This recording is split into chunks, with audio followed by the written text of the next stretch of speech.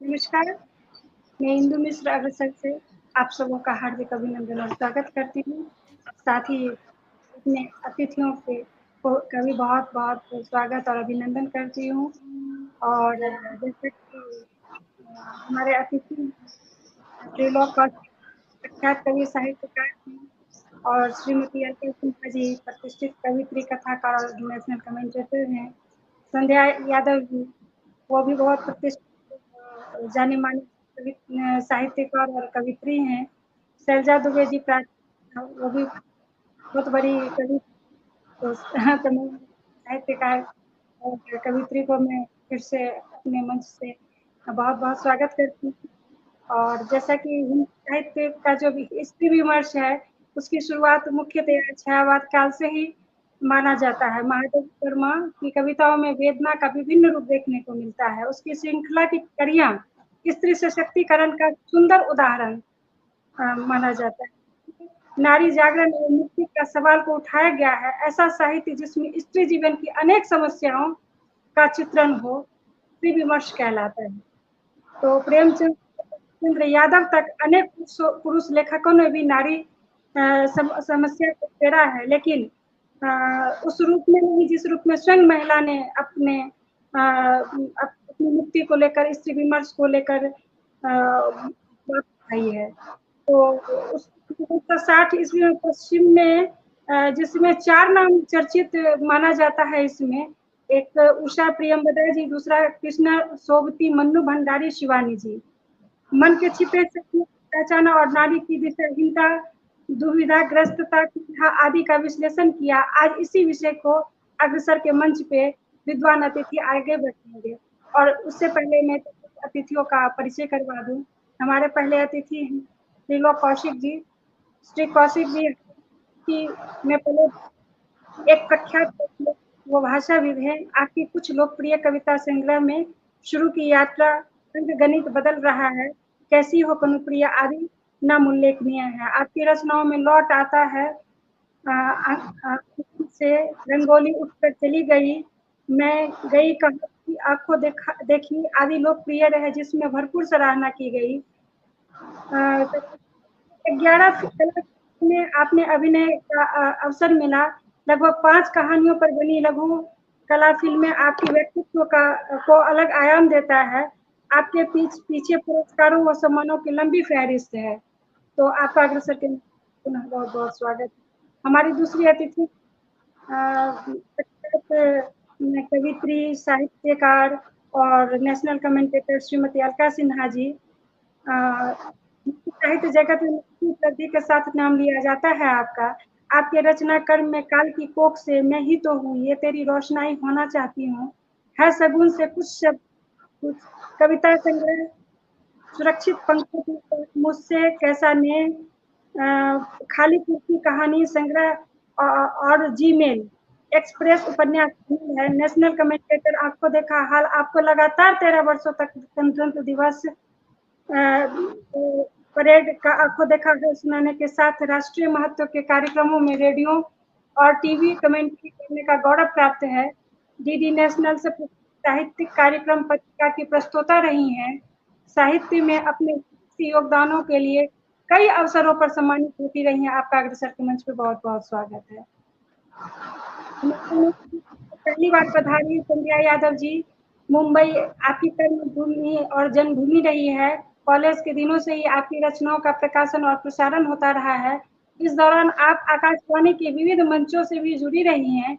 इसके अतिरिक्त अलग-अलग राज्यों से निकलने वाले साहित्यिक पत्रिकाओं में नियमित रूप से आपके लेख प्रकाशित होते रहे हैं। वर्ष 2019 में लाल किला पर होने वाले गणतंत्र दिवस के आयोजित राष्ट्रीय कवि सम्मेलनों में शामिल होने का आपको गौरव प्राप्त है। यह गौरवपूर्ण क्षण आपको दोबारा 2024 में भी मिला। अब तक आपके 3 काव्य संग्रह प्रकाशित हो चुके हैं। दूर होती नजदीक में, चिनिया के तौर पर, ओस की लकड़ी उल्लेखनीय है। तो ओस की लड़की उल्लेखनीय साहित्य में आपके योगदान के लिए आप कई अवसरों पर सम्मानित होती रही हैं। आपका अग्रसर के नीचे बहुत-बहुत स्वागत है। हमारी अगली अतिथि है डॉक्टर शैलजा दुबे। मूलतः उत्तर प्रदेश की रहने वाली डॉक्टर शैलजा दुबे पिछले 1 दशक से डिग्री कॉलेज की प्राचार्य हैं। विभिन्न मंचों पर आपके काव्य पाठ की भरपूर सराहना होती रही है। इसके अतिरिक्त आप आकाशवाणी के आगरा और दिल्ली के केंद्रों से लंबे समय से संबद्ध रही हैं। की रचनाएं विभिन्न प्रतिष्ठित पत्र पत्रिकाओं में नियमित तौर पर प्रकाशित होती रही हैं। आपका अग्रसर के मंच पर स्वागत है। तो मैं ये अब त्रिलोक कौशिक जी को देती हूँ, वो इस कार्यक्रम का संचालन करें। तो मैं उनका स्वागत करती हूँ कि आप इस कार्यक्रम का संचालन का भाग लें। सभी साथियों को प्रणाम। और इंदु जी, गाड़ी में इतनी अमूल्य निधियां बैठी हैं और जो गाड़ीवान है वो एक बुढ़ापे का आदमी है, उसे बैल हाँकना ठीक से नहीं आता। पर यह अभिमान भी है कि आज जिनके सहचरण में मैं यहाँ हूँ, वे मुझे ही नहीं, जो लोग अग्रसर से जुड़ेंगे या जुड़ रहे हैं इस समय, उन सबको लगेगा कि आज का दिन विशेष है।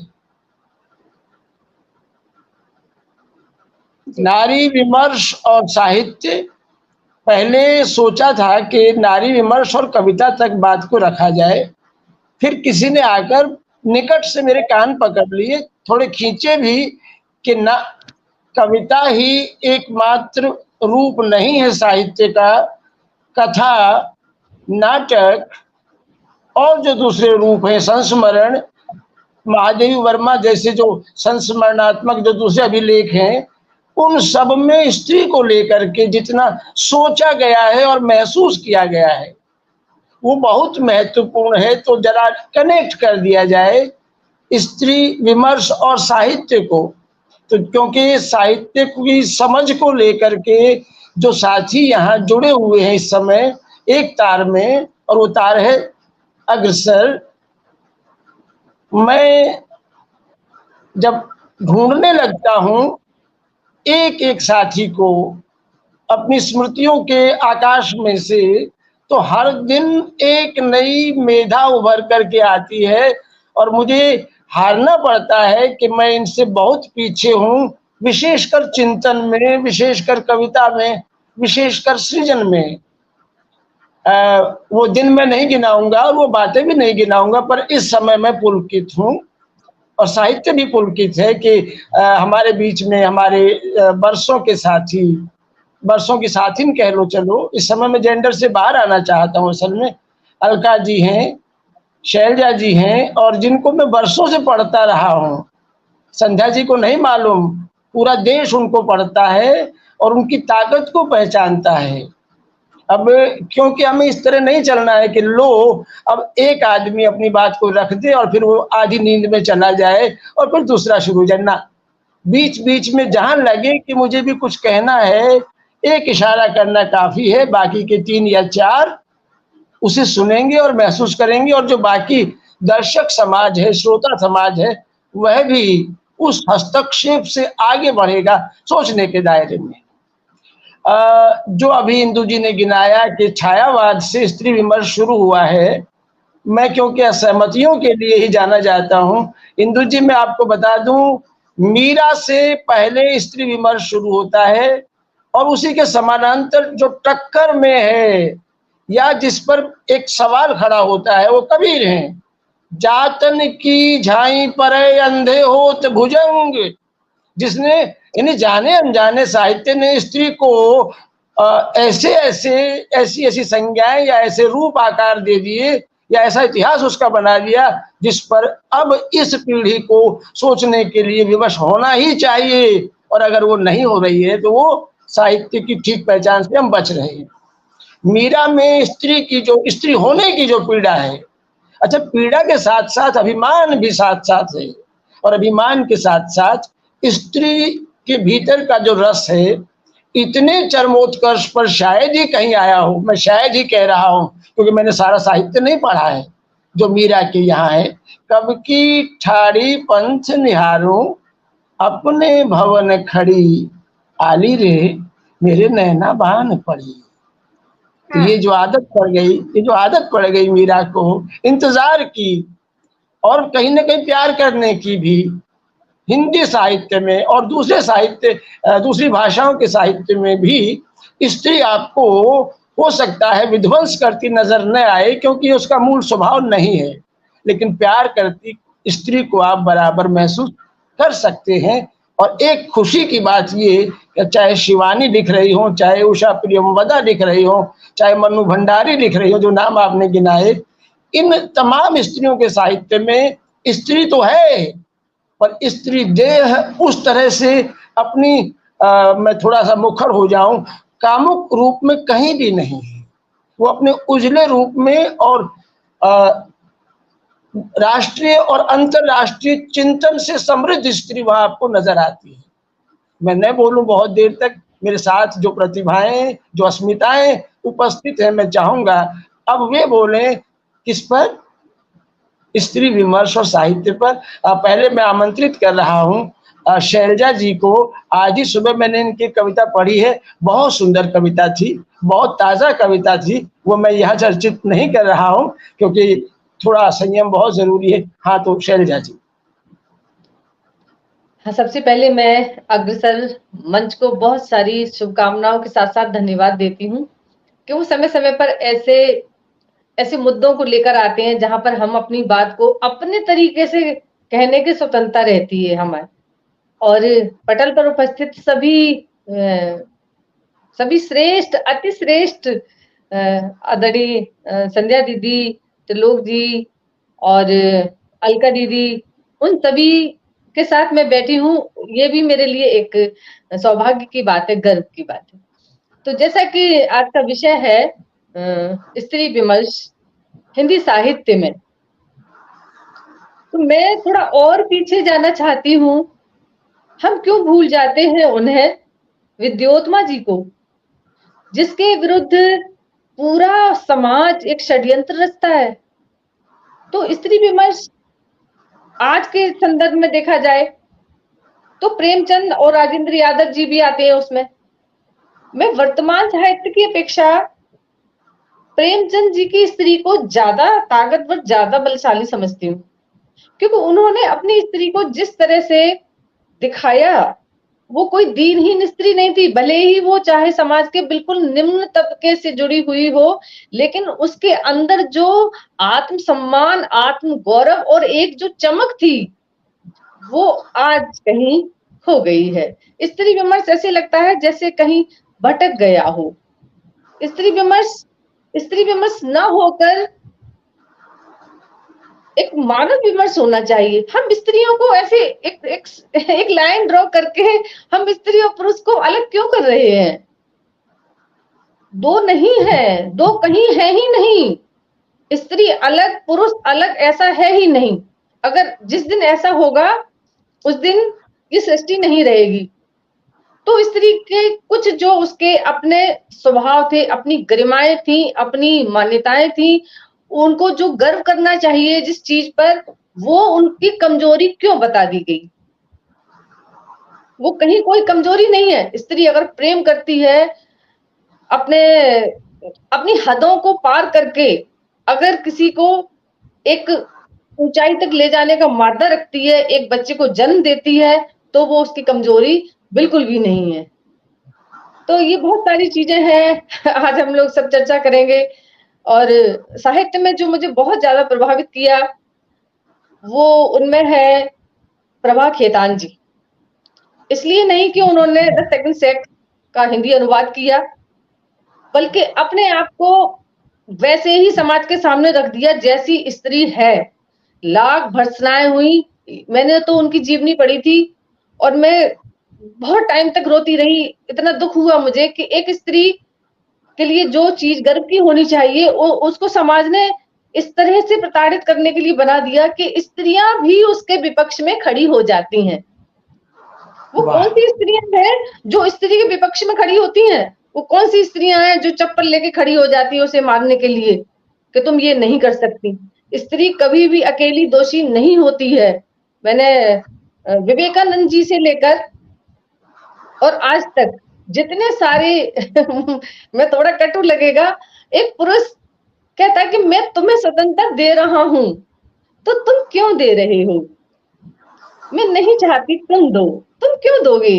जिस संविधान ने तुम्हें दिया है उसी संविधान ने मुझे भी दिया है। तो बजाय आप देने के मेरे साथी हो जाइए, मेरे सहचर हो जाओ। मेरे अंदर जो कमियां हैं उन्हें आप दूर करने का प्रयास करें, आपके अंदर जो कमियां हैं उनको मैं दूर करने का प्रयास करूं। हम दोनों मिलकर एक स्वस्थ सुंदर समाज की परिकल्पना करें। बहुत अच्छे, बहुत होना चाहिए स्त्री विमर्श। और किसी भी व्यक्ति को, चाहे वो स्त्री हो या पुरुष हो, दूसरे की विचारधारा को हनन करने का अधिकार नहीं होना चाहिए। आज के डेट में दो ज्वलंत मुद्दे हैं, एक तो ट्रंप को गोली मार दी गई है और दूसरे हमारे प्राइमरी के शिक्षक सड़क पर खड़े हैं। तो केवल स्त्री विमर्श मैं समझती हूँ उचित नहीं है। हमें मानव विमर्श करना चाहिए, हमें उदारता का विमर्श करना चाहिए। प्रत्येक व्यक्ति को उदारता का परिचय देना चाहिए, प्रत्येक विरोधाभास को स्वीकार करने की और बदलाव करने की क्षमता होनी चाहिए। इन्हीं शब्दों से मैं चाहती हूँ कि अब आगे चर्चा करेंगे। शैलजा जी ने दो बातें कही, जितना मैं समझ पाया कि भाई ये स्त्री पुरुष के अलग अलग खाने मत बनाओ। नहीं, लेकिन हमारे घरों में खाने बने हुए हैं, इस सच्चाई से हमारे समाज में खाने बने हुए हैं और आप हैरान होंगी हमारे जहन में खाने बने हुए हैं। इससे हम आंखें नहीं चुरा सकते, हमें सामना करना पड़ेगा। आपकी बातें अपनी जगह एकदम सही कही जा सकती हैं, मेरी बातें एकदम गलत भी कही जा सकती हैं, पर अच्छा ये है कि हम अपने अपने मोर्चे पर अड़े रहें। हम लड़ नहीं रहे, हम विमर्श कर रहे हैं और ये विमर्श इसी तरह आगे बढ़ता है। प्रेमचंद को लेकर के, उनकी स्त्री विमर्श को लेकर के एक दिन आपकी मुंबई में संध्या जी मैं पहुंच गया संयोग से और प्रेमचंद पर बात करनी थी और मेरे खिलाफ करीबन 40 लोग उस सभागार में, 200 में से 40 खड़े हो गए कि आप प्रेमचंद के नारी विमर्श पर इतना बड़ा लांछन कैसे लगा सकते हैं।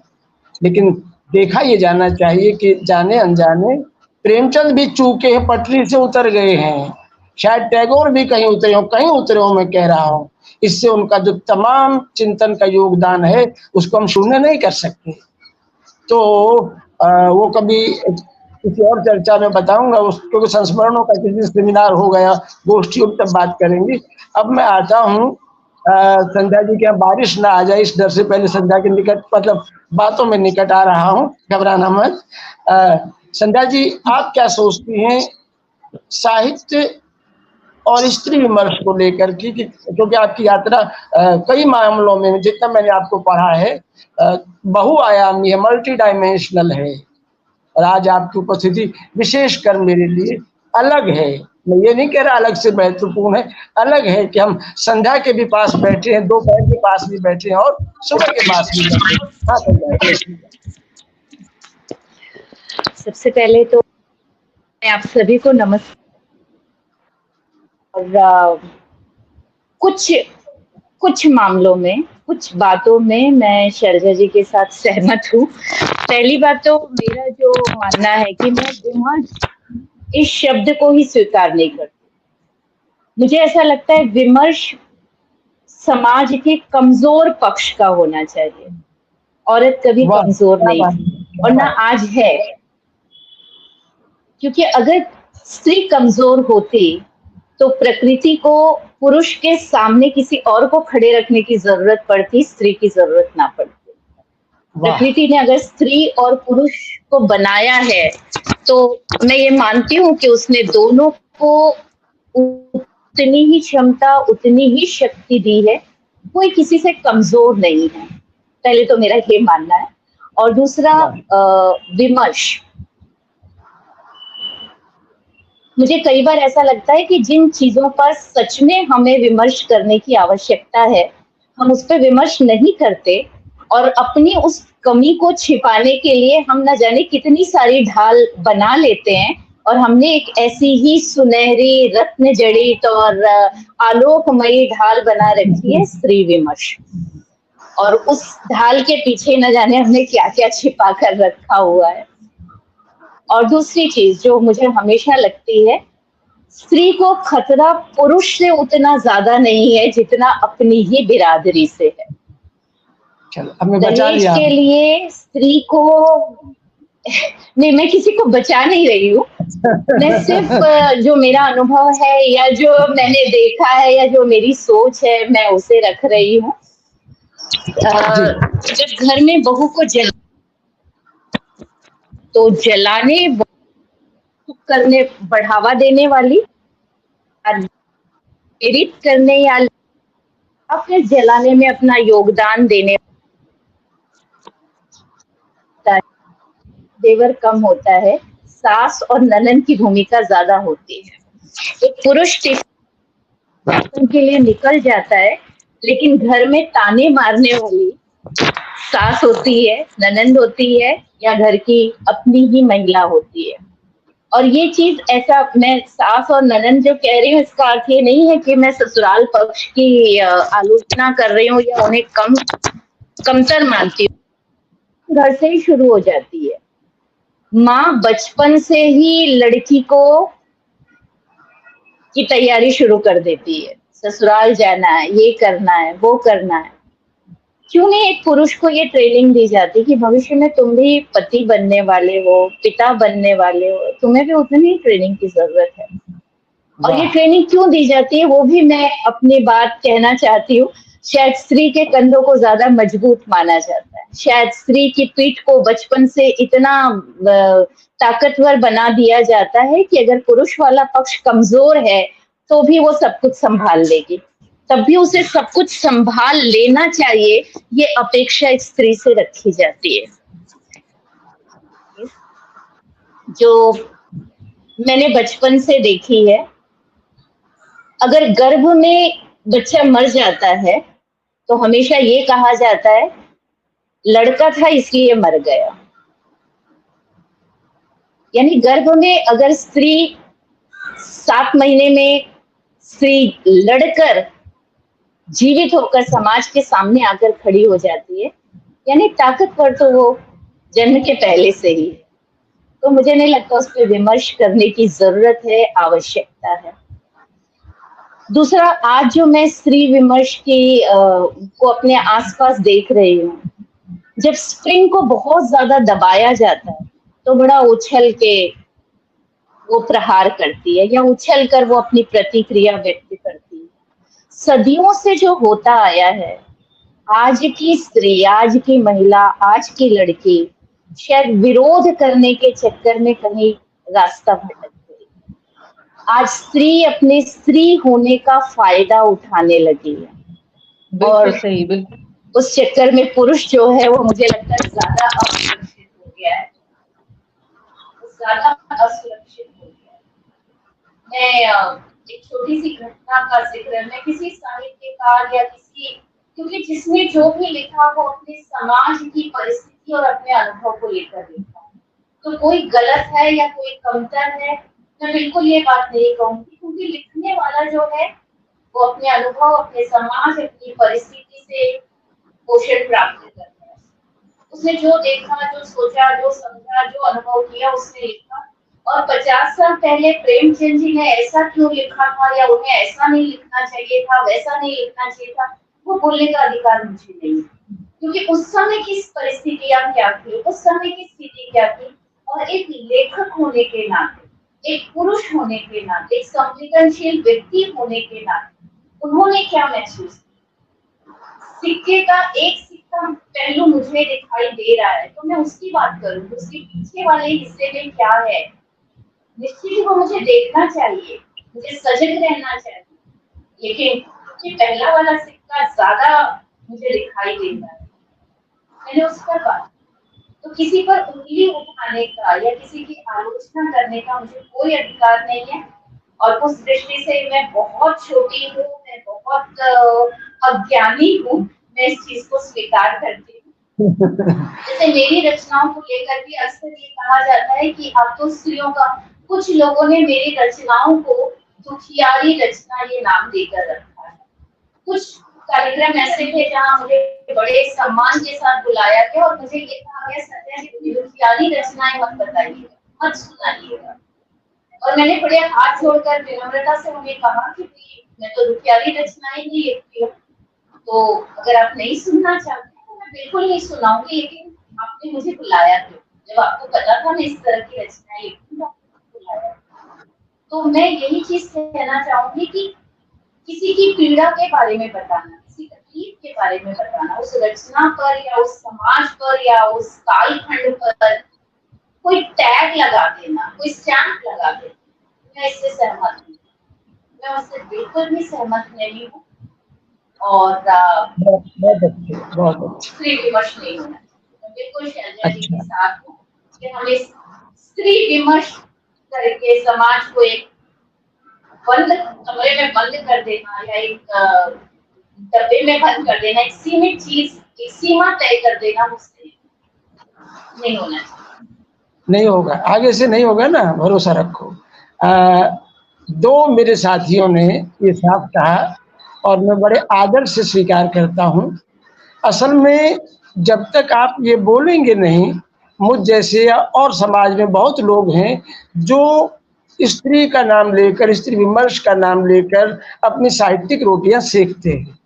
बहुत बड़ा समाज है, बहुत बड़ा समाज है। रखा इसीलिए था कि मन से जो जो आप कहेंगे वो मेरे लिए भी महत्वपूर्ण होगा और बाकी समाज के लिए महत्वपूर्ण होगा। हम सहमतियों के लिए इकट्ठे नहीं हुए हैं, होना भी नहीं चाहिए। अपना अपना ख्याल रखें और रख रहे हो, ये और अच्छा लग रहा है। अलका जी मेरे सामने है, मैं उनको देख रहा हूँ और बरसों से जानता हूँ कि हाँ बोलो। एक बात, सिर्फ एक लास्ट वाक्य, एक आखिरी वाक्य मैं कहना चाहती हूँ कि मरे हुए शेर के सिर पे पाँव रख के, मरे हुए शेर के सिर पे पाँव रख के खुद को ऊंचा उठाने से अच्छा है कि हम अपनी बात, अपनी शक्ति को पहचानें। चलो इस पर भी बहस हो सकती है, चर्चा करके। और नहीं संध्या जी, मैं आपसे निवेदन करूं, साहित्य में जो सर्जक है, चाहे वो मीरा हो, चाहे प्रेमचंद हो, चाहे धर्मवीर भारती हो, कोई मरा नहीं है, वो मृत नहीं है, वे जीवित हैं। और साहित्य का असर ये होता है कि सुनने के बाद। हाँ बोलो, अरे बोलो भाई। इसी के भी मैंने पहले ही कहा कि सभी लोग इतने बड़े हैं कि मैं उनके विरोध में बोलना मेरे लिए, मतलब मैं उसके लिए बहुत छोटी हूँ, मैं बहुत अज्ञानी हूँ। तो मैं किसी का विरोध नहीं कर रही हूँ, मैं किसी के विपक्ष में भी नहीं बोल रही हूँ। मैं आज की महिला को ये बताना चाहती हूँ कि वो अपनी शक्ति को पहचाने, उसे अपनी शक्ति को पहचानने की जरूरत है, अपनी शक्ति का दुरुपयोग नहीं करना। चल मान लिया। अब मैं, आप अनुमति दें तो मेरे पास जो एक मजबूत स्तंभ है चिंतन की दृष्टि से, साहित्य की दृष्टि से, दो से दर्शकों की मुलाकात करा चुका। अलका जी को मैं जानता हूँ, कामकाजी महिला, दोहरे तिहरे दायित्वों के साथ, मजबूत इरादों के साथ चलती हुई अलका जी की कविताओं को, कहानियों को, उपन्यास को मैंने महसूस किया है, देखा है, पढ़ा है और एक से ज्यादा बार पढ़ा है। मैं चाहता हूँ अलका जी अपने विचार रखें। अलका जी। बहुत बहुत धन्यवाद त्रिलोक जी। पहले तो मैं अग्रसर मंच को इस बात के लिए बधाई देना चाहूंगी कि स्त्री विमर्श का जो रथ है वो आपके हाथों में सौंपा है, एक ऐसे पुरुष के हाथों में सौंपा है जो स्त्री के मन को समझता है, जो कनुप्रिया के माध्यम से उसके कवित्व को भी समझता है और अंकगणित बदल रहा है के माध्यम से वो बदलते हुए समाज को भी समझता है, वो सत्ता को भी समझता है, वो अपने परिवेश को भी समझता है। तो मुझे बहुत खुशी है कि इतने कुशल हाथों में ये संचालन दिया है, ताकि ये बात जब हम विमर्श की करें तो वो सिर्फ एक बात या एक नारा होकर न रह जाए। मुझे बड़ी खुशी है कि इस मंच पर डॉक्टर शैलजा दुबे, जो कि पूरे एक संस्थान को चलाती हैं, कितनी ही लड़कियां, कितने ही बच्चों से रोज उनका सामना होता है और बदलती हुई विचारधारा को, बदलते हुए समय को वो साक्षात अपने सामने देखती हैं। संध्या यादव, जो कि मुंबई जैसी जगह में रहकर, जिसको कहते हैं माया नगरी, वहां रहकर स्त्री की अस्मिता को बचाने की, उसकी पहचान की जो लड़ाई लड़ रही हैं, वो सिर्फ कविता का माध्यम नहीं है। उनके भीतर जो एक स्त्री अपनी पहचान चाहती है, उनके भीतर जो स्त्री रोज किसी मोर्चे पर दो चार होती है, उसकी लड़ाई को शब्द दे रही हैं। ऐसी संध्या यादव को हमारे इस मंच पर उन्होंने जोड़ा है, तो मुझे लगता है कि ये एक बड़ी सार्थक चर्चा होगी। त्रिलोक जी की बात इस बीच में कहीं खो न जाए और वो सिर्फ संचालन के माध्यम में न रह जाए। मैं चाहूंगी कि बीच बीच में वो अपना पक्ष जरूर रखें, क्योंकि पूरे पुरुष प्रजाति का प्रतिनिधित्व उनके माध्यम से हो रहा है। हालांकि पुरुष प्रजाति उस तरह की नहीं है जिस तरह की त्रिलोक कौशिक जी को मैं जानती हूँ। मैं मुद्दे पे आना चाहती हूँ, क्योंकि समय हमेशा हमें बड़ा सीमित मिलता है और उसमें अपनी बात कहनी होती है। तो जो बात चल रही है, मुझे स्त्री या पुरुष से दिक्कत नहीं है, मुझे जेंडर से दिक्कत नहीं है। मुझे दिक्कत होती है तब, देखिए, एक जेंडर है जो व्यक्ति लेकर आता है, बायोलॉजिकल जेंडर है। दूसरा है उसके मन का जेंडर, जो हम उसे देते हैं, बना देते हैं। अरे रो रही है, रो रहा है, तू लड़की है क्या जो क्यों रोता है? अरे तू बाहर इतनी देर तक बैठी है, लड़का है क्या, घर क्यों नहीं आई समय पर? ये जो एक खांचे बनाते हैं और हम उनके मन में स्त्री होने का बोध, पुरुष होने का बोध दे देते हैं, मुझे उस बीज से दिक्कत है। मुझे उसकी पैदाइशी जेंडर से दिक्कत नहीं है, जो समाज उसे देता है। और समाज में कौन? उसके अपने घर के लोग। माँ सिखाती है, रो क्यों रहा है, लड़की क्यों है, तू कोई लड़की है जो रो रहा है? ये क्या मतलब है? अगर किसी व्यक्ति का उदार होना, किसी व्यक्ति का सेंसिटिव होना, किसी व्यक्ति का भाव पक्ष अगर प्रबल है तो वो लड़की हो गया। और लड़की होना क्या एक गाली हो गई?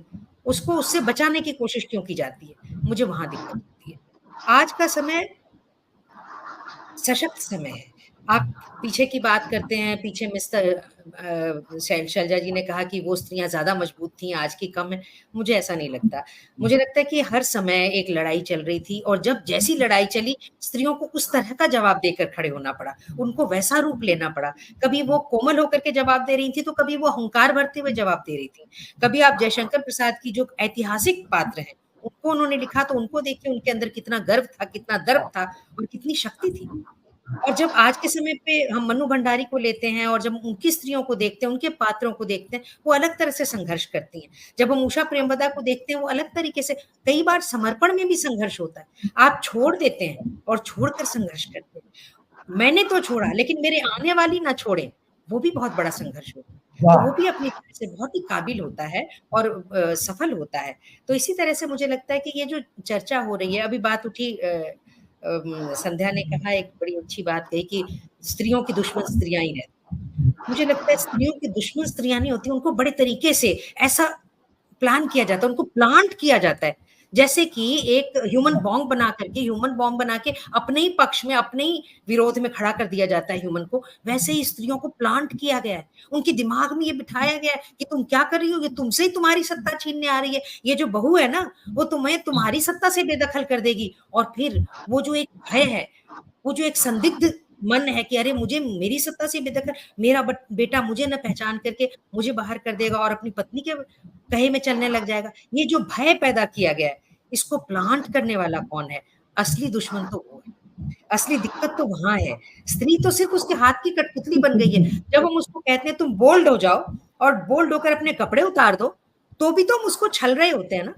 हम क्या उसको बोल्ड बना रहे होते हैं? नहीं, हम अभी भी उसका फायदा उठा रहे होते हैं। हम ये समझ नहीं पाते, हमारी दिक्कत ये है। लड़कियां इस बात को, महिलाएं, स्त्रियां इस बात को समझ नहीं पाती कि उन्हीं का माध्यम बनाकर उन्हें ह्यूमन बॉम्ब की तरह प्लांट किया जा रहा है, स्त्रियों के विरोध में स्त्रियों को खड़ा किया जा रहा है। ये सबसे बड़ी दिक्कत है। और आज की जो लड़ाई है, आज का जो विमर्श है, वो इस बात का विमर्श है कि लड़कियां, हमारी बच्चियां इस बात को समझें, वो इस बात को जाने कि उनसे उन्हीं की तलवार न चलवा दी जाए।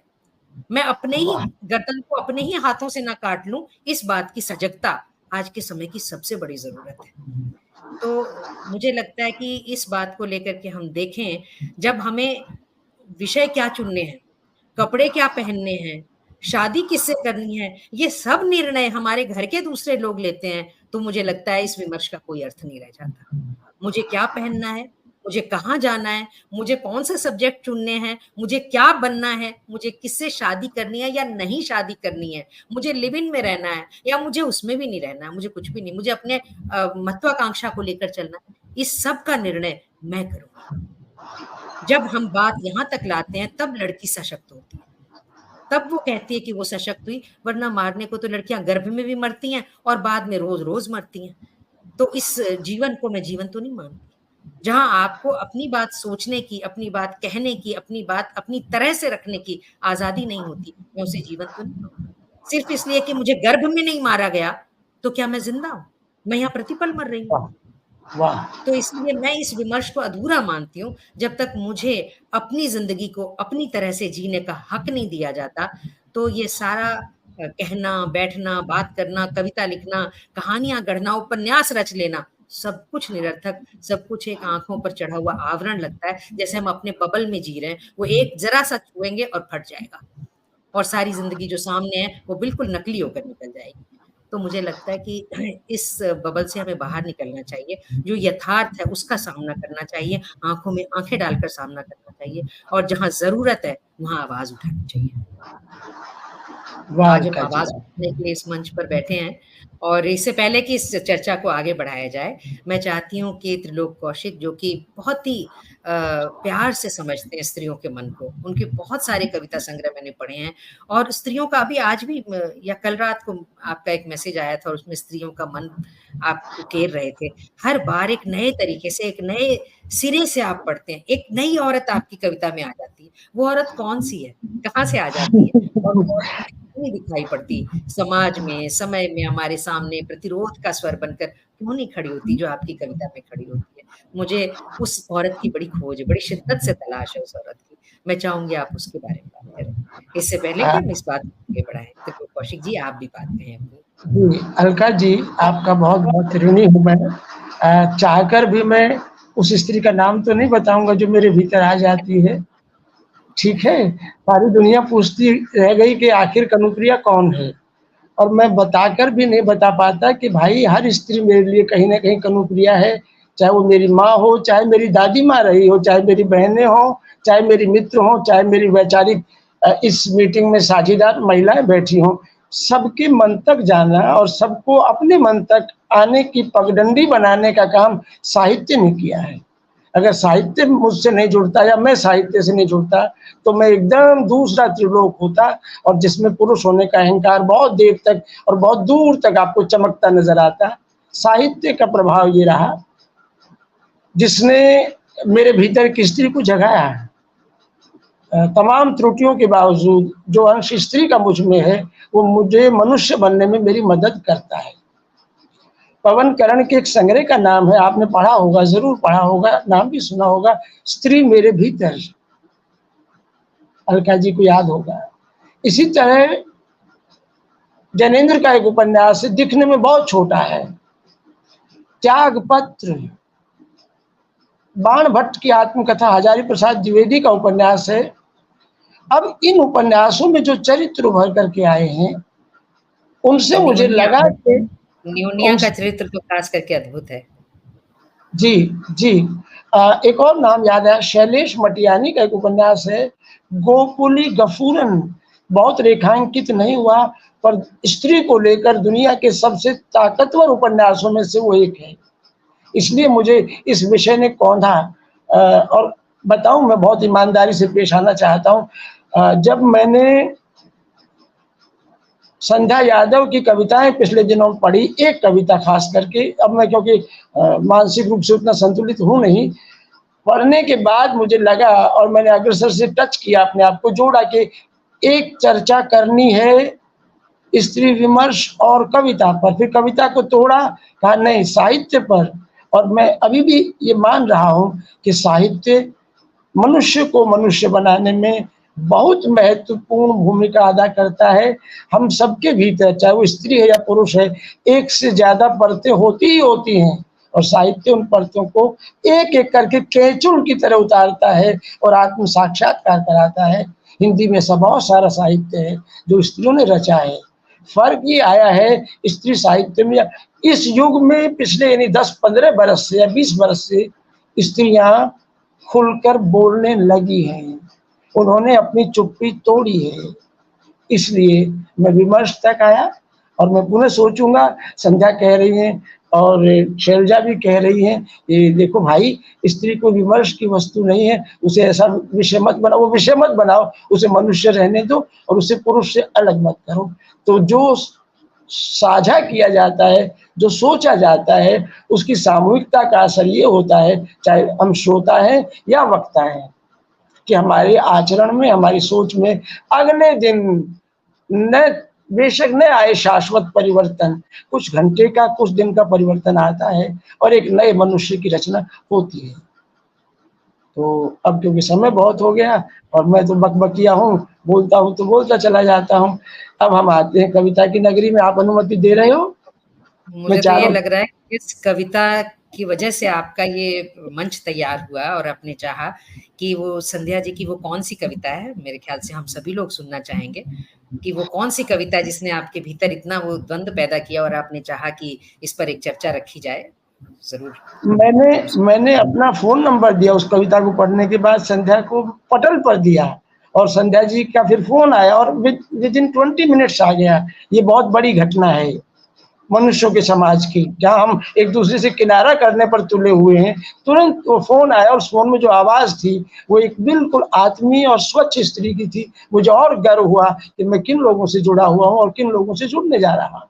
अब संध्या को, क्योंकि मैं मानसिक रूप से इतना ठीक नहीं हूँ, आपको याद होगा संध्या जी, अगर याद हो वो कविता और साथ लाई हो या रखी हो तो प्लीज, जैसा अलका जी कह रही हैं, मैं चाहता हूँ शैलजा भी सुनेंगी, सबको अच्छा लगेगा। संध्या जी, आवाज आवाज आवाज नहीं आ रही। हाँ। मेरी वो कविता थी लड़की बीमार रहती है। हाँ सुनाओ सर, लड़की बीमार रहती है। इस कविता को पढ़कर सर ने मुझे नंबर दिया था फेसबुक पर ही कि मैं आपसे बात करना चाहता हूँ, और मुझे लगा इस कविता को पढ़कर अगर एक पुरुष मुझसे बात करना चाहता है तो मुझे निश्चित ही उससे बात करनी चाहिए, और मैं रोक नहीं पाई थी अपने आप को आपसे बात करने से। कविता का शीर्षक है लड़की बीमार रहती है।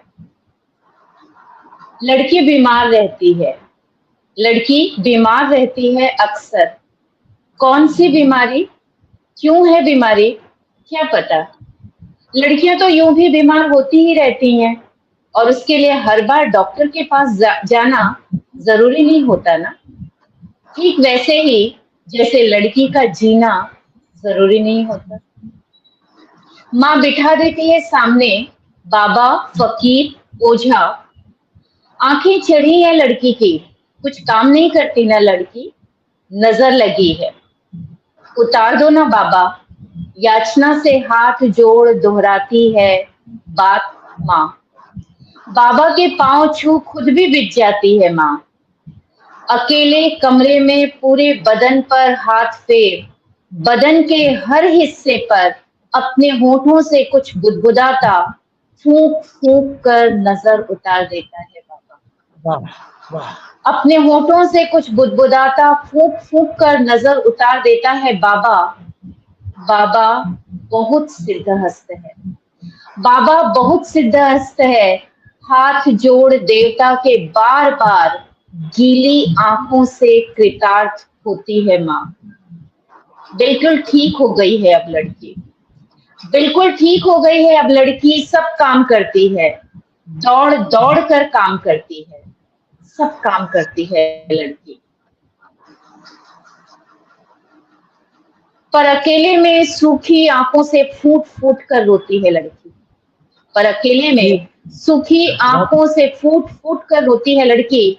बदन के हर हिस्से पर मंत्र की गर्मी से नफरत से भर उठती है लड़की।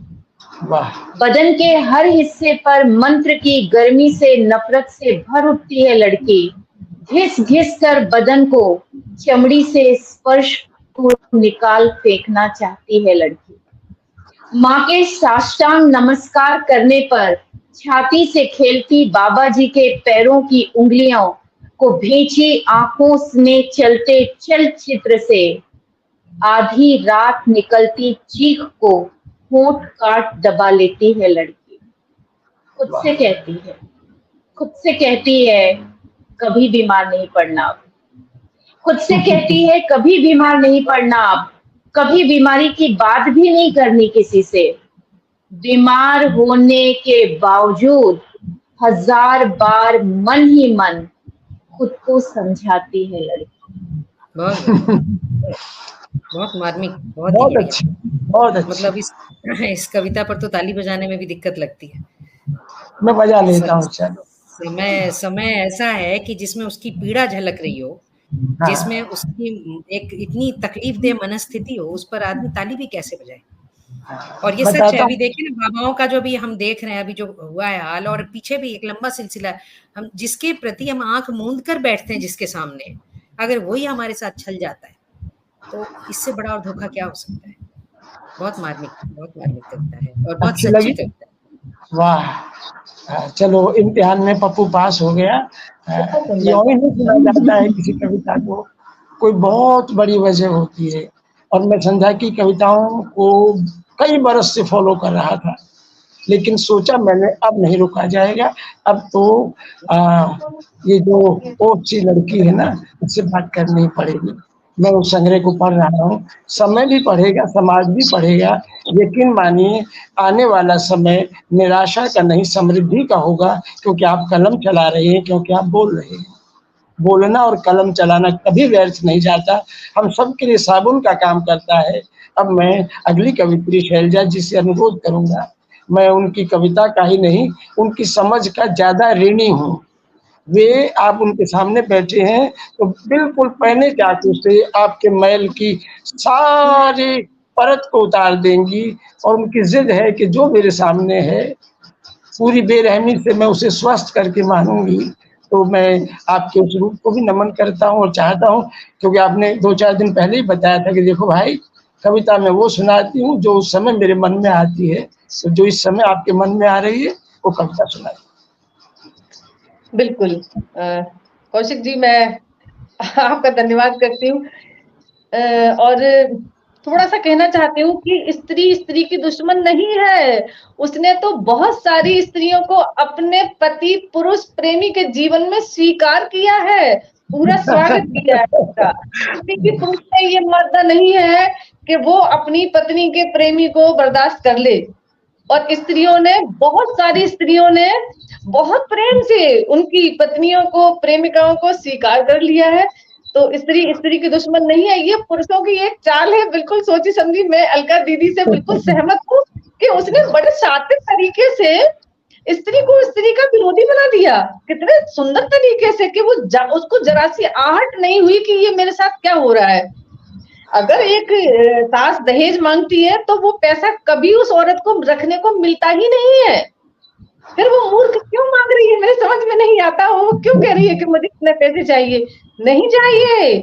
वो स्त्रियों के एकजुट होने से उन्हें इतना भय है कि जिसकी कल्पना भी नहीं की जा सकती। वो इतना डरते हैं कि अगर ये स्त्री एक स्त्री इतनी भारी है तो अगर ये जुड़ गई तब क्या होगा। तब पता है मैंने इतना सारा पढ़ा है, और मैं सबसे ज्यादा अगर प्रभावित हुई तो मैं बोलघाट से गंगा मैंने पढ़ी थी राहुल सांकृत्यायन जी की, और वो सीन मुझे भुलाए नहीं भूलता है। अगर आप लोगों ने पढ़ी है तो बहुत अच्छी बात है, नहीं पढ़ी है तो एक बार उसे पढ़िए।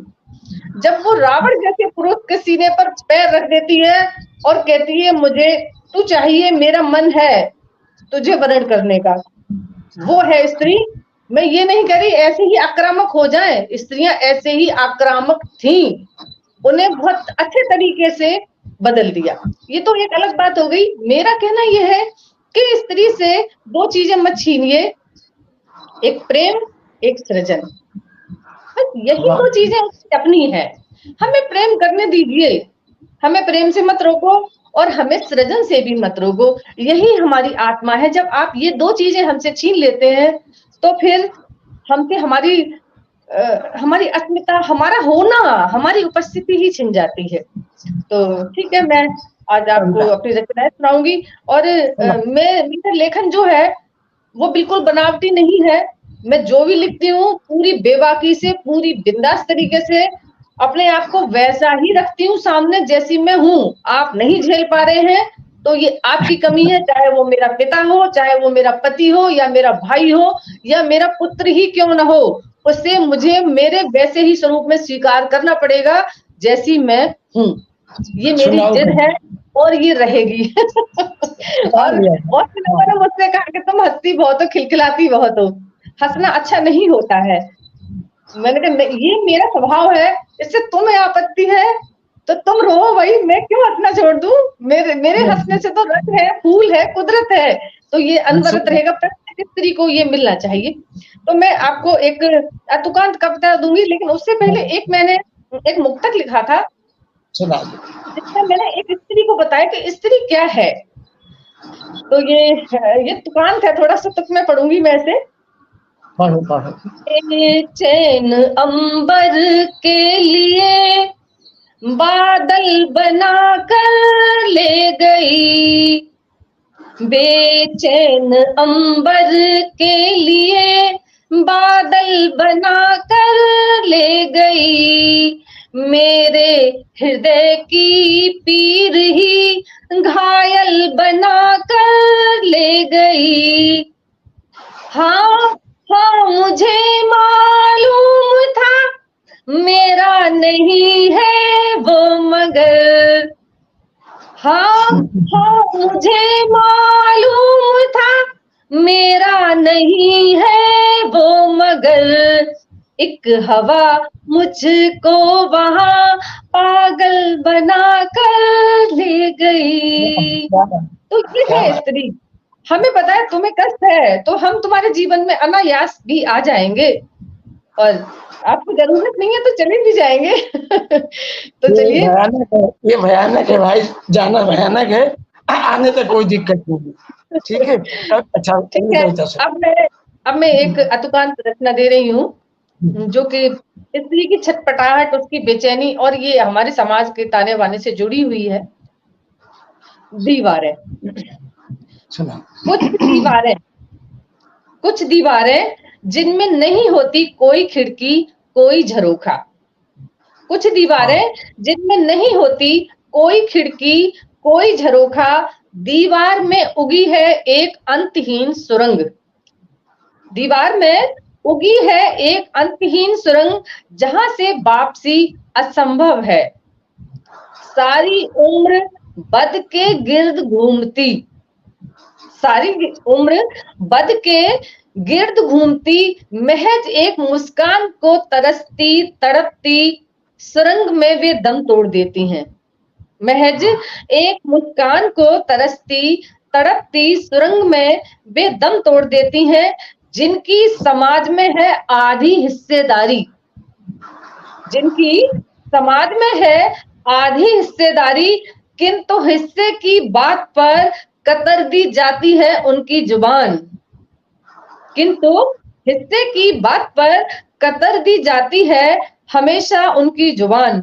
सुना है कोई कानून आया है, सुना है कोई कानून आया है, तो क्या करेगा कानून, क्या करेगा कानून, जब विदाई के वक्त गंगा नहा लेते हैं उनके जनक, जब विदाई के वक्त गंगा नहा लेते हैं के जनक, जैसे मुर्दे को विदा करके नहा लेता है समस्त कुल, जैसे मुर्दे को विदा करने के बाद नहा लेता है समस्त कुल, वे मुर्दों से भी गई गुजरी हैं, वे मुर्दों से भी गई गुजरी हैं, घर की दुनिया में मृत और बाहर की दुनिया में सुलभ समझी जाने वाली स्त्री, घर की दुनिया में मृत बाहर की दुनिया में सुलभ समझी जाने वाली स्त्री आखिर किसकी जिम्मेदारी है, आखिर किसकी जिम्मेदारी है,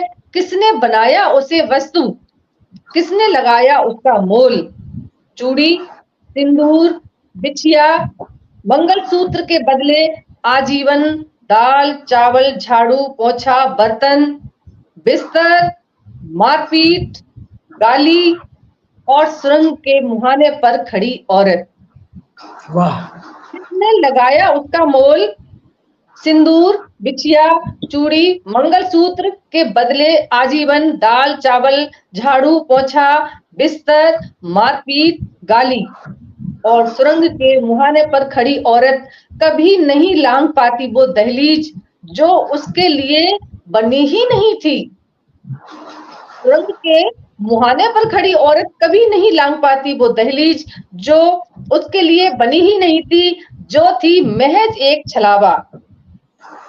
तो फिर किसने बना दिया उसे एक चुटकी नमक, तो किसने बना दिया उसे एक चुटकी नमक, सदा सदा के लिए।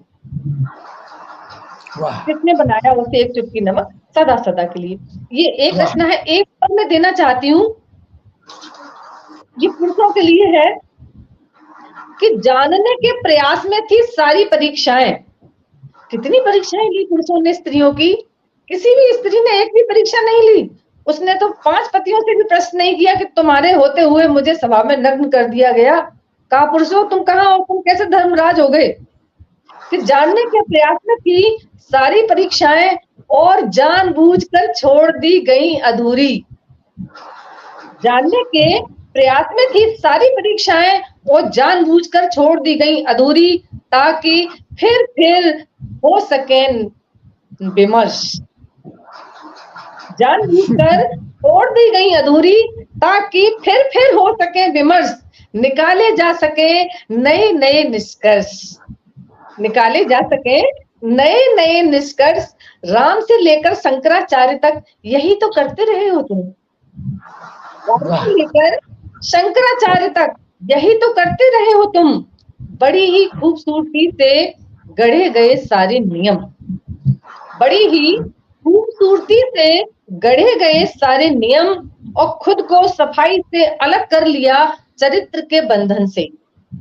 और खुद को बड़ी ही सफाई से अलग कर लिया चरित्र के बंधन से। औरत बना दी गई देह, केवल देह, गर्व एहसास।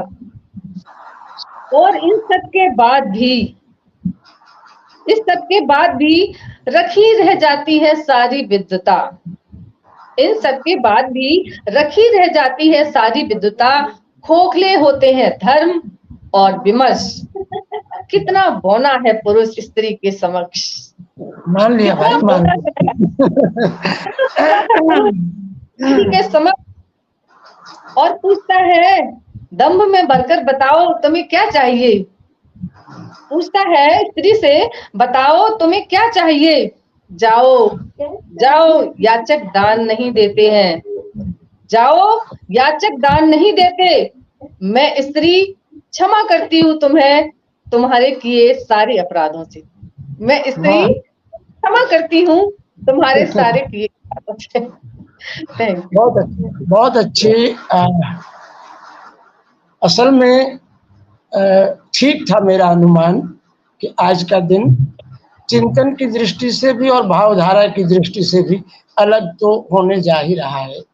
हमारे पास संध्या भी है, दोपहरी भी है और सुबह भी है। और जो सपने में भी सोचती रहती हैं वे कवित्री अलका सिन्हा भी हैं। अलका जी के बारे में एक बात मैं आपको बता दूं, जब जब मैं इनके घर गया हूँ, क्योंकि मैं अगर संध्या सावधान मुंबई आऊँगा तो तुम्हारे घर भी आऊँगा। कारण है उसका, जहाँ मुझे समृद्धि और ममता नजर आती है, मैं सचमुच बुद्ध बनकर दरवाजे पर जाता हूँ, कोई नहीं पहचानता, सब स्वागत है ना। पुरुष आया है, पुरुष नहीं जाता किसी के दरवाजे पर। उसका इतना, उसमें इतना बल ही नहीं है कि वो जा सके। दस्तक देने के लिए आपको बुद्ध होना पड़ेगा। और मेरी बहुत आदरणीय भी और बहुत संवेदनशील भी अलका जी से पहले पढ़वा लूँ, फिर इंदु जी को मैसेज दे रहा हूँ कि बिना कविता पढ़े उनकी भी मुक्ति नहीं है, तैयार रहें। अब मैं अलका जी से कह रहा हूँ। बहुत बहुत धन्यवाद। लेकिन मुझे लग रहा है कि संध्या के साथ जाती हुई वो सिर्फ एक ही कविता सुनाई उन्होंने, उनको और सुनाना चाहिए था। वो तो हमारी फरमाइशी कविता थी, उनको अभी हम दोबारा सुनेंगे। ठीक है, ठीक है। मैं अपनी कविता सुनाऊं उससे पहले एक बात मुझे ध्यान थी, उस वक्त बात करते रह गई, पर फिर मन महसूसेगा इसलिए मैं सोच रही हूँ कह दूं। पिछले दिनों अनामिका, डॉक्टर अनामिका की कविता जिस पर उनको संग्रह पर साहित्य अकादमी मिला, टोकरी में दिगंत, वो भी एक बहुत बड़े विमर्श का मसला लगता है मुझे, कि जहाँ वो कहती है कि जो यक्षिणी है उनको बुद्ध के, उसमें आपने बुद्ध कही तो मुझे फिर ये बात याद आई कि उनको उस जगह पर पहले शामिल नहीं होने दिया। क्यों? क्योंकि उनको लगा कि ये स्त्रियां जो हैं वो रोग का जड़ है, वो जहाँ जाएंगी वहां पुरुष जो है उनका चारित्रिक खनन हो जाएगा, उनको उनका आदर्श से भंग हो जाएगा, वो पदच्युत हो जाएगा, वो पथभ्रष्ट हो जाएगा। तो बताइए कि मतलब एक स्त्री को इसलिए कमरे में बंद किया जाए कि पुरुष का ध्यान भटकता है, अरे पुरुष के ध्यान को केंद्रित करने की कोशिश की जाए, बजाय कि स्त्री को वहां से बंद करके रखा जाए। कितनी बड़ी बात है ये। और मैंने उनकी इस पुस्तक की जब समीक्षा लिखी तो उसमें मैंने इस बात को लिखा कि उन्होंने कहा, मैंने अपनी जैसे लगता है नींद में कविताएं लिखी। क्यों आप, एक स्त्री जब विरोध करने पर आती है तो नींद में क्यों करती है? उसे तो वो जगने का वक्त होना चाहिए, उसे खड़े होकर कहना चाहिए, उसे हुंकार भरना चाहिए, उसका विरोध करना चाहिए कि नहीं।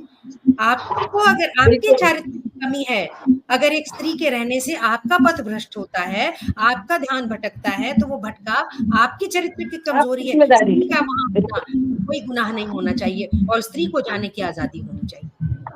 तो ये बात मेरे मन में रह जाती तो मुझे अफसोस होता, पता नहीं ये मंच फिर कब मिलता। तो अपनी कविता पर आना चाहती हूँ और कविता में भी मुझे कविता याद आ गई अचानक, बड़ी पुरानी कविता, उसको ढूंढ कर निकाला मैंने, क्योंकि मैं तुरंत लिखती हूँ तो कई बार दिक्कत हो जाती, याद नहीं रहती।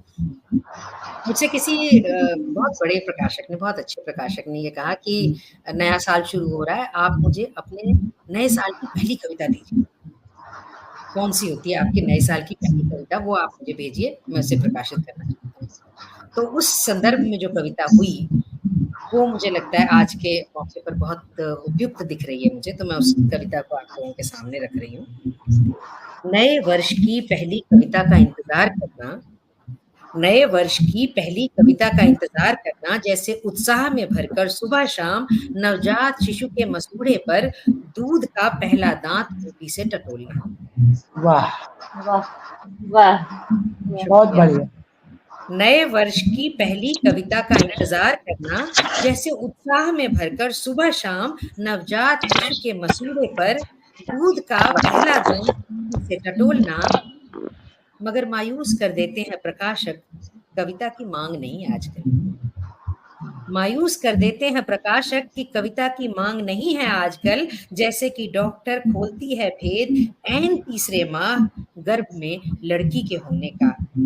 मायूसी सी होती है, क्या करना है किसी लड़की सी कविता को रचकर।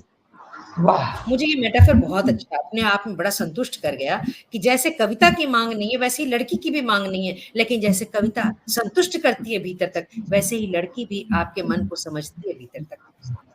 तो मायूसी सी होती है कि क्या करना है किसी लड़की सी कविता को रचकर, जिसकी आस ही नहीं किसी को, जो उपयोगी ही नहीं, जला दी जाए तो संपादक की रद्दी में, या फिर खुद ही कर बैठे आत्मदाह किसी की हवस का शिकार होकर। तो रचने से पहले ही थक जाती है, रचने से पहले ही थक जाती है कलम, सूख जाती है स्याही, हो जाती है भ्रूण हत्या नए वर्ष की पहली कविता की, नए वर्ष की पहली कविता की। ये कविता मुझे सुनाने का मन हुआ और एक कविता और सुनाती हूँ। बहुत सुंदर, बहुत सुंदर। बड़ी विडंबना है कि लड़की नहीं चाहिए किसी को, पर स्त्री चाहिए। हाँ लड़की नहीं चाहिए तो स्त्री चाहिए, सही बात है। कितना अजीब है भाई। मैं सुन रहा हूँ सब कुछ, ठीक है। आप तो सुन रहे हैं, पुरुष समाज से रहते हैं, आप तो हमेशा हर पुरुष सुने इस बात को। आप कान में उंगली डालकर भी आप इस बात से बच ना सके। आप जाने कि स्त्रियां मुखर हो चुकी है। होना चाहिए। अलका जी, मैं आपको सुनाना चाहती हूँ। देखिए कैसी कैसी स्थितियों से गुजरती हैं लड़कियां। एक छोटी सी कविता है। जिंदगी को जिया मैंने इतना चौकस होकर, जिंदगी को जिया मैंने इतना चौकस होकर, जैसे कि नींद में भी रहती है सजग कोई चढ़ती उम्र की लड़की, कि कहीं उसके पैरों से चादर न उखड़ जाए। मतलब हम जिंदगी में एक लड़की को इतना भी सुख नहीं दे सकते कि वो अपनी जिंदगी को एक सहज भाव से जी ले, एक पूरी सी नींद ले ले। वो नींद में भी जगी रहती है। और क्या चाहते हो भाई, और कितनी परीक्षा और कितनी अग्नि परीक्षा उसको देनी पड़ेगी। और एक अंतिम कविता जो मैं सुनाना चाहती हूँ, जो मतलब नहीं कहना चाहती, मुझे, मैं बहुत सकारात्मक विचार रखती हूँ, तो मैं एक कविता आपको जो सकारात्मक मन से सुनाना चाहती हूँ, सुना वो मैं आपसे कहना चाहती हूँ। एक मिनट में उसे खोल लूं जरा सा, क्योंकि मुझे औरत और रंग हरदम है संग, खूबसूरती तो है ही इसमें, तो वो हम उससे कैसे बच सकते हैं, तो मैं उसको लेकर के आना चाहती हूँ कि औरत और रंग हरदम है संग, नरम नरम गुजियों में पिस्ता और खोया, छलमल छल तैर रही मछली हो गोया। ये किसने वाह डाली है दरिया में भंग, औरत और रंग हरदम है संग। वाह रहती है ठिठकी बचपन से लड़की, रहती है ठिठकी बचपन से लड़की, कितनी सीमाएं लक्ष्मण रेखाएं, आज मगर छू लेगा टेसू हर अंग, औरत और रंग हरदम है संग। देखिए ये बिंब मुझे अच्छा लगता है, शायद आप लोगों को भी पसंद आए, कि सतरंगी टोली है चिड़ियों की बोली है, सतरंगी टोली है चिड़ियों की बोली है, कितना बल खाती है दुख में भी गाती है। वाह सतरंगी टोली है चिड़ियों की बोली है, कितना बल खाती है दुख में भी गाती है, उड़ती है तितली जो होकर पतंग, औरत और रंग हरदम है संग। वाह वाह, शुक्रिया। बहुत अच्छी, बहुत लाली है अच्छी, लाज की बहुत या है बढ़िया। आक्रोश, हम जिसकी बात कर रहे हैं कि हमें कितना कुछ सहना पड़ता है, तो मैं वहां उसको बात को उठाना चाहती हूँ कि लाली है लाज की या है आक्रोश, अपने से ढोती है किस किस के दोष, सांसों के संग संग लड़ती है जंग, औरत और रंग हरदम है संग। वाह क्यों कर डराए दुधारी तलवार, क्यों कर डराए दुधारी तलवार, ठुमुक ठुमुक नाच रही सुतली पे नार, नटनी भी क्या नाचे ऐसा है ढंग, औरत और रंग हरदम है संग।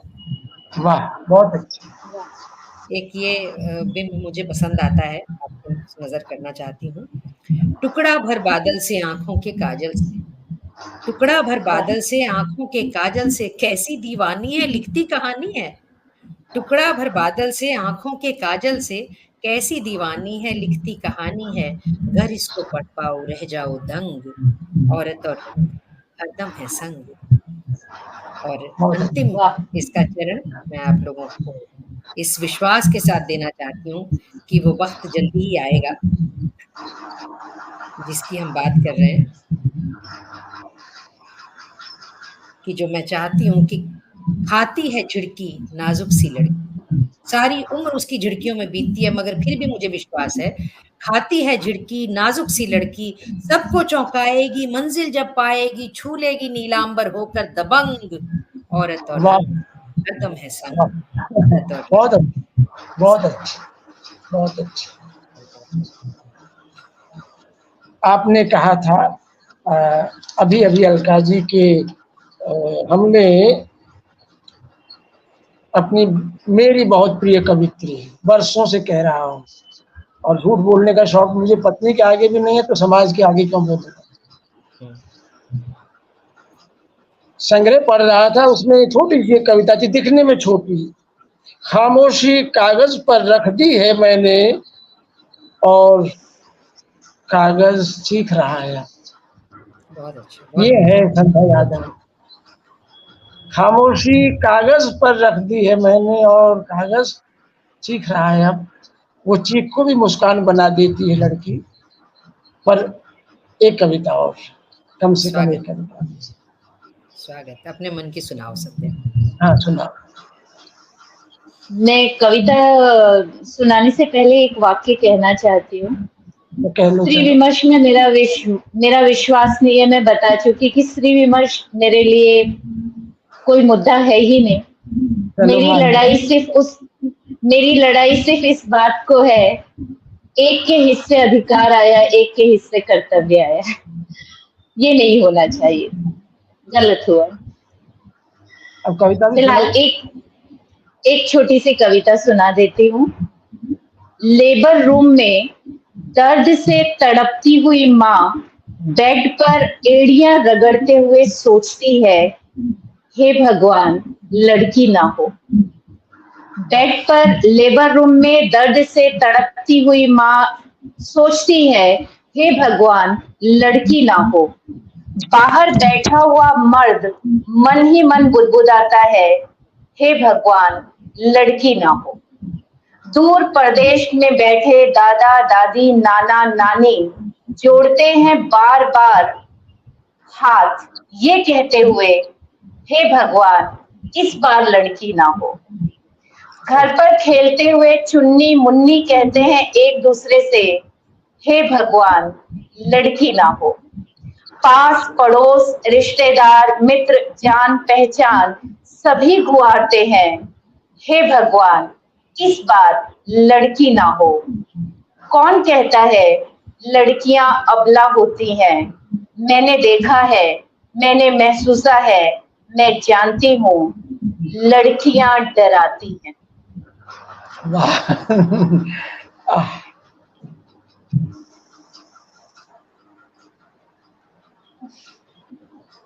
बस और सुनाइए।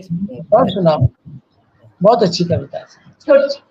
छोटी सी 2-3 पंक्तियों की कविता है।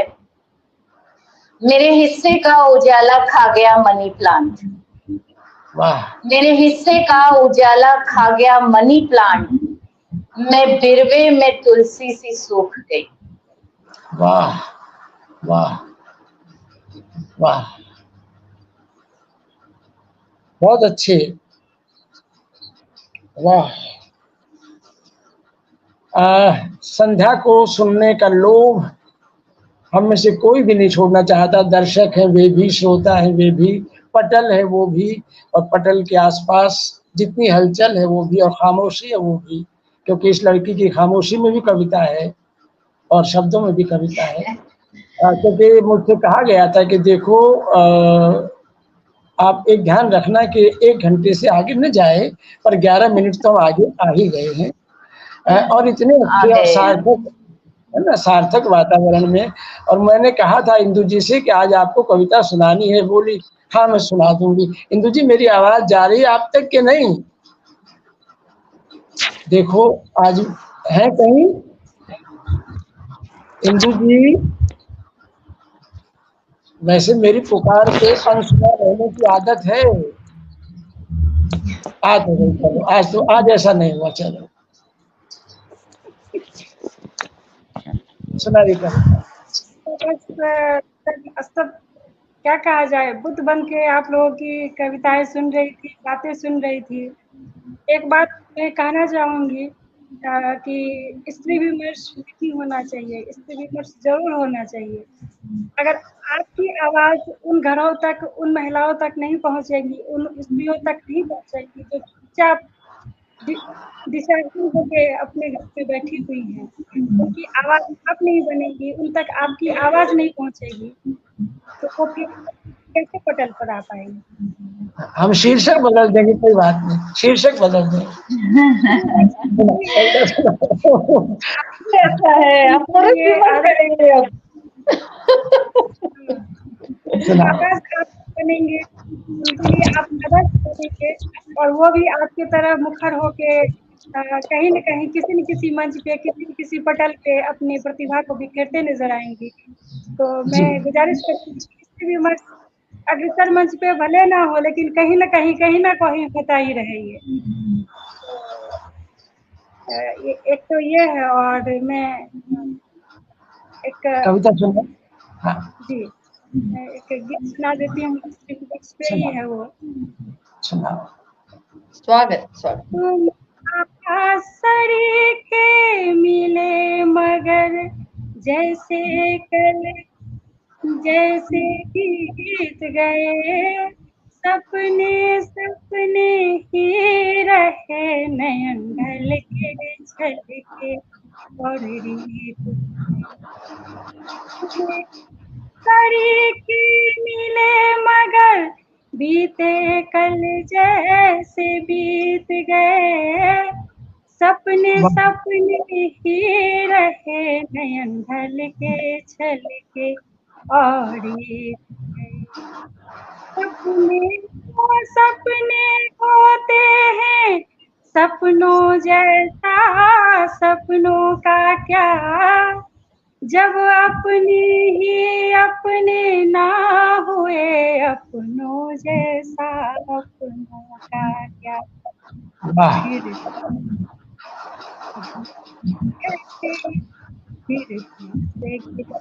भला कैसे मिल गए तुम्हें गर्मी नए, सपने ही रहे ढल के छल के रीत गए, जो स्वप्न संजोए हैं मैंने, जो स्वप्न संजोए हैं मैंने, वे अब मेरे बस मेरे हैं, ये चित्र सभी मेरे ही हैं, जो उड़ पर तेरे हैं, सभी मेरे ही हैं, जो उड़ पर स्वयं उकेरे हैं, जो जख्म जो जख्म के तुमने रनगिन, वे भी अब मेरे गीत हुए, सपने ही ढल के चल के रीत गए। अब है कि मिल गया मीत खुद सा खुद को, तो किसी बात का गम क्या है, मिल गया मीत खुद सा खुद को, तो किसी बात का गम क्या है, बाहर की दुनिया से बेहतर यह भीतर वाली दुनिया लगता है, तुझको पाके लगता है, तुम हार गए हम जीत गए। वाह, बहुत अच्छी, बहुत अच्छी। ढल के बहुत अच्छी, ढल के छल के। वाह वाह, कितना सुंदर, बहुत सुंदर, बहुत अच्छी, बहुत अच्छी। बात अब बहुत बढ़िया आवाज। ये लड़की जरा भी लालच नहीं करती कि अपनी ऊर्जा को बचाऊं, इसे कुछ भी अच्छा मिल जाए तो अपनी आवाज में परोसती है, और ये सामर्थ्य स्त्री में हो सकती है। पुरुष किसी और को बढ़ाने के लिए आसानी से रास्ता छोड़ता नहीं है, ये हमारे स्वभाव की ये मानव क्षुद्रता है, और मैं इसे पटल पर भी स्वीकार कर रहा हूँ, क्योंकि गुनाह स्वीकार नहीं किया जाएगा तो फिर क्षमा भी नहीं मिलेगी। आपकी कविता नहीं हुई है अभी तक? समय तो हो गया, लेकिन अलका जी नहीं, कोई बात नहीं, हम आपकी हो जाएगी। अच्छा, चलो मुझसे मिल लो। एक गजल है लंबी, उसके एक दो शेर पढ़ देता हूँ, और फिर एक कविता है थोड़ी सी लंबी, उसको काटना मेरे बस में नहीं है, क्योंकि वो सवालों का जंगल है। चलो, लड़की कहती है कि मर्यादा हूँ, मान की तरह रहती हूँ, पूजन अर्चन ध्यान की तरह रहती हूँ। मर्यादा हूँ, मान की तरह रहती हूँ, पूजन अर्चन ध्यान की तरह रहती हूँ, देवदास को भूल चुकी मन की पारो, देवदास को भूल चुकी मन की पारो, ठकुराइन हूँ, शान की तरह रहती हूँ। अपने प्रेम को अंदर दबा के रखना लड़कियां खूब जानती हैं, आपसे करती भी होंगी ना, तब भी भूल जाओ कि वो ये कहेंगे हमें प्यार करती हैं, और वो सोचते पुरुष इतना बुद्धू, हम बुद्धू तो है, इतने बुद्धू नहीं है कि हमें पता न चले। हमें तब भी मालूम पड़ जाता है जब कोई अपना आपके लिए एक पानी का गिलास भी रखता है, किसी बर्तन से चावल भी डालता है, हम जान जाते हैं, और फिर वो लाख मना करते, क्या फर्क पड़ता है भाई। आगे चलता हूँ कि बाहर से दिखती हूँ भोली भाली, पर भीतर अनुसंधान की तरह रहती हूँ, सांसें भी ले लेती हूँ छिद्रों में से। स्त्री को बहुत संघर्ष करना पड़ता है। सांसें भी ले लेती हूँ छिद्रों में से, गठरी में सामान की तरह रहती हूँ, और चहल पहल अच्छी खासी है बस्ती में, चहल पहल अच्छी खासी है बस्ती में, बस मैं ही सुनसान की तरह रहती हूँ। और बोले पर मैं वो कविता नहीं सुनाऊंगा, इसी में खर्च हो जाता हूँ, क्योंकि फिर समय बहुत हो जाएगा। कि बोले पर प्रतिबंध नहीं है, पर चुप हूँ, मुंह में रखी जबान की तरह रहती हूँ। बात है, क्या बात है, वाह। और जो भी कुछ था चला गया जाने कैसे, जो भी कुछ था चला गया जाने कैसे, खाली अमृतबान की तरह रहती हूँ। कभी कभी नहीं, इससे पहले शेर है कि जब कोई अपना सा मिलने आता है, जब कोई अपना सा मिलने आता है, तब कुछ लम्हे जान की तरह रहती हूँ। और कभी कभी मैं चलती फिरती हूँ घर में, कभी कभी मैं चलती फिरती हूँ घर में, कभी कभी इंसान की तरह रहती हूँ। क्या बात है, क्या बात है, वाह। बड़े आता हूँ, मान की तरह रहती हूँ, पूजन अर्चन ध्यान की तरह रहती हूँ। तो इस पूजन अर्चन पर संपन्न हो जाए कि वो लंबी और नितांत कड़वी कविता फिर किसी दिन, ठीक है ना। मुझे ये गर्व है कि मैं अपने इर्द गिर्द उगी हुई उपजी हुई शुचिता के साथ बैठा हूँ, और ये गर्व आजीवन मेरे साथ रहेगा। मन तो है, पर कहते हुए काम भी रहा है कि ये मेरी अंतिम उपस्थिति मानिए। इतने समुदाय के आगे के हमारे दर्शकों तक भी पहुंचेगी, और हमारे साथियों तक भी। एक समय आता है जब आप मौन की तरफ बढ़ते हैं, अब फिर मौन आवाज देगा तो फिर मिलेंगे। धन्यवाद तो आप ही करेंगी। क्या नाम है आपका, जरा फिर से बताओ। इंदु जी, इंदु मिश्र, धन्यवाद करेंगे। आपने कर दिया। हाँ, और अच्छा। और धन्यवाद मैं करती हूँ। और फिर लोग किसी अच्छे शिक्षा को लेकर फिर उपस्थित। आप सबको प्रणाम। अब मेरा सबको प्रणाम प्रणाम। रास्ते में छोड़ के सभी का दिन बहुत अच्छा रहे। सबसे रहेगा सर। नमस्कार। आप सबको चलिए प्रणाम। फिर जल्दी किसी दिन ऐसे ही अच्छे अच्छे मुद्दों के साथ में